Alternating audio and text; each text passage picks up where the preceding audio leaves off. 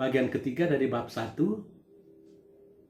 ialah sosiologi adalah ilmu pengetahuan berparadigma ganda. Konsep tentang paradigma berasal dari Thomas Kuhn dan kemudian dikembangkan oleh Robert Friedrich. Paradigma berarti pokok persoalan yang semestinya dipelajari atau menjadi objek studi dari sebuah ilmu pengetahuan atau dari sebuah cabang ilmu pengetahuan atau dari satu komunitas ilmiah, komunitas ilmu. Dan menurut George Ritzer, di dalam sosiologi ada 3 paradigma atau ada 3 objek kajian yang secara fundamental berbeda satu dari yang lainnya. Ketiga paradigma itu adalah paradigma fakta sosial, paradigma definisi sosial, dan paradigma perilaku sosial. Hal yang mendasar dalam distingsi antara paradigma itu adalah asumsi mereka mengenai kenyataan sosial. Paradigma sosial, fakta sosial, melihat kenyataan sosial sebagai sesuatu yang berada di luar individu, suatu realitas yang berada di luar individu. Dia mempunyai realitasnya tersendiri, dia merupakan hasil konstruksi individu, tetapi sesudah dia dikonstruksi oleh individu dan menjadi satu realitas tersendiri, dia bisa mempengaruhi individu itu yang menciptakan dia. Ada banyak contoh paradigma fakta sosial, hukum-hukum, norma-norma, adat istiadat adalah contoh-contoh dari fakta sosial. Paradigma fakta sosial ini diwakili oleh Emil Durkheim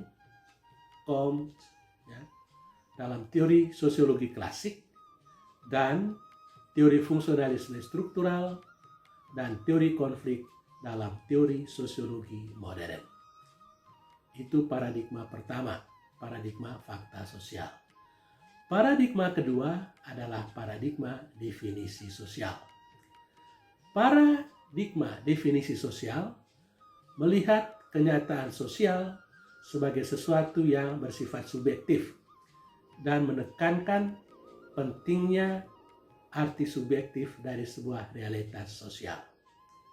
Realitas sosial boleh sama, tetapi dia bisa memberikan arti yang berbeda-beda kepada orang yang berbeda-beda berdasarkan hasil interpretasi. Stadion olahraga bisa mempunyai arti yang berbeda-beda untuk kelompok yang berbeda-beda.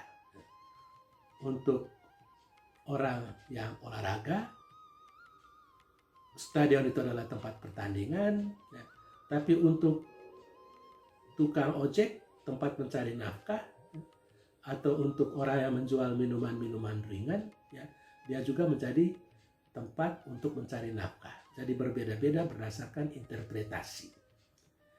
Oke.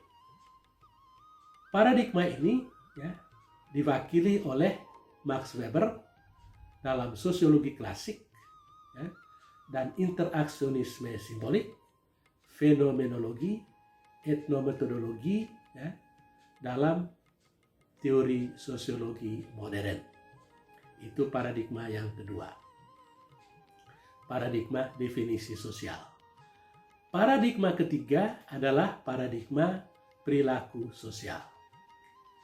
Paradigma perilaku sosial memusatkan perhatian pada perilaku manusia dan kemungkinan perulangannya.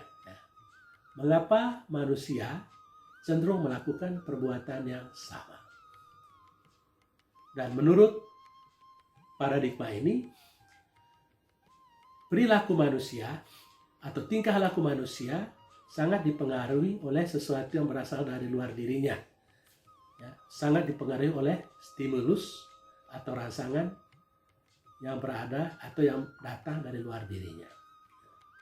Jadi dia melakukan sesuatu karena ada stimulus. Oke.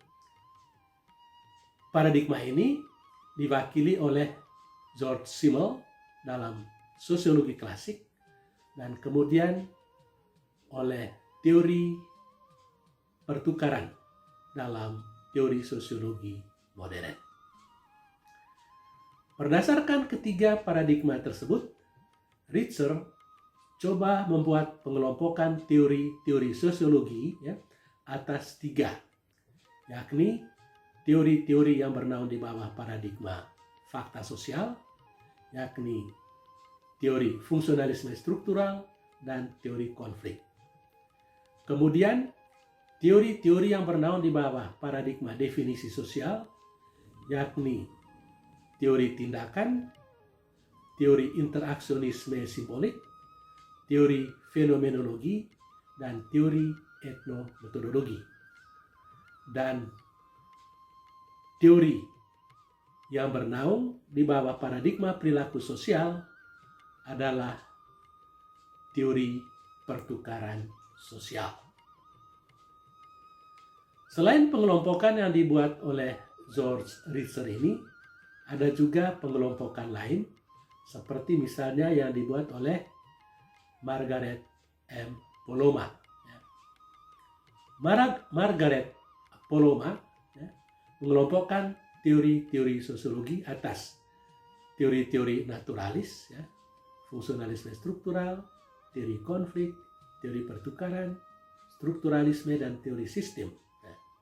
Kemudian teori-teori interpretatif, teori interaksi, teori dramaturgi, teori fenomenologi, dan etnometodologi. Dan kemudian teori evaluatif, yakni teori sosiologi yang berasal dari Wright Mills, teori reflektif dari Alfred Gultner, dan teori masyarakat post-industri dari Daniel Bell. Teori-teori sosiologi itu tidak pernah lengkap di dalam dirinya sendiri. Mereka itu saling melengkapi. Karena itu, mungkin ada fenomena-fenomena sosial yang cocok dianalisa dengan menggunakan teori-teori yang berada di bawah paradigma fakta sosial, tapi tidak terlalu cocok dianalisa dengan menggunakan teori-teori yang bernaung di bawah paradigma definisi sosial. Atau sebaliknya, ada fenomena-fenomena sosial yang cocok dianalisis dengan menggunakan teori-teori yang bernaung di bawah paradigma definisi sosial, tetapi tidak cocok dianalisa dengan menggunakan teori-teori yang bernaung di bawah paradigma fakta sosial.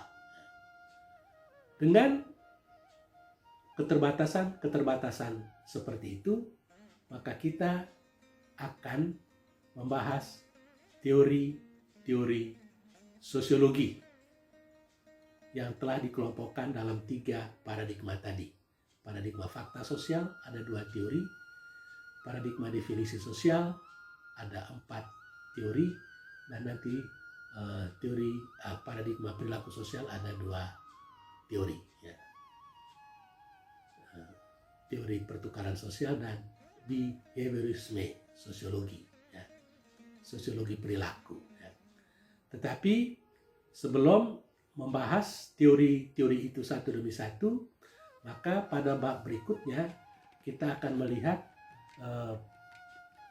sejarah perkembangan sosial yang memungkinkan lahirnya teori-teori sosiologi.